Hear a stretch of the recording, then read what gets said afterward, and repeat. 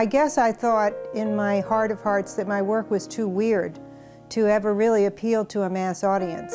And it was my dream to be a popular writer. I did. Tragic news this Sunday morning as we've learned that Anne Rice, the prolific horror writer behind the iconic Interview with the Vampire and the entire The Vampire Chronicles book series, passed away December 11th due to complications resulting from a stroke. She was 80. And born on October 4, 1941, in New Orleans, Louisiana, United States. I think it was a stroke of genius for the Vampire Diaries and Stephanie Meyer to put vampires in high school. That was great. I never thought of that.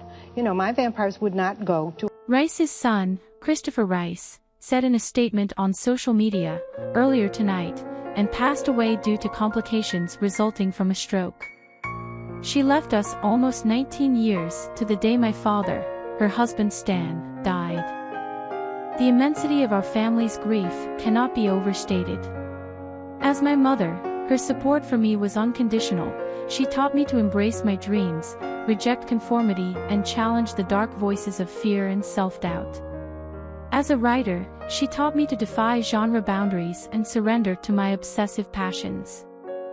Her younger sister Karen said, in her final hours, I sat beside her hospital bed in awe of her accomplishments and her courage, awash in memories of a life that took us from the fog-laced hills of the San Francisco Bay Area to the magical streets of New Orleans to the twinkling vistas of Southern California.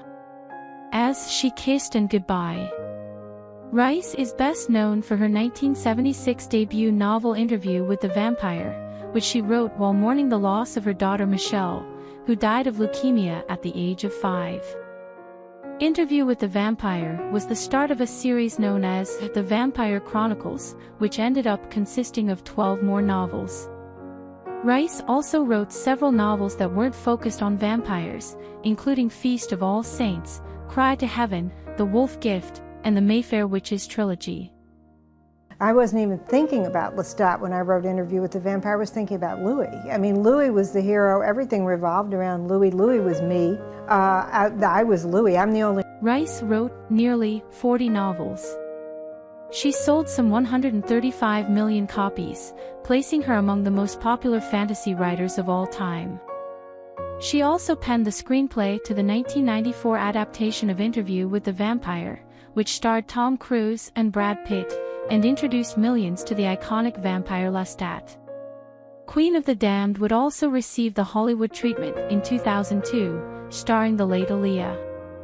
AMC had recently given a series order to The Lives of the Mayfair Witches, as they continue to film Interview with the Vampire, the first in a new series based on The Vampire Chronicles. I understand it. I think it was a stroke of genius for the Vampire Diaries and Stephanie Meyer to put vampires in high school. That was great. I never thought of that. The works of Anne Rice will live on in infamy, and her impact on the genre will continue to be felt until the end of time. What is your favorite Anne Rice novel and why? Share your thought in comment section. Made millions of people very, very happy. You know, anytime a writer succeeds on that scale,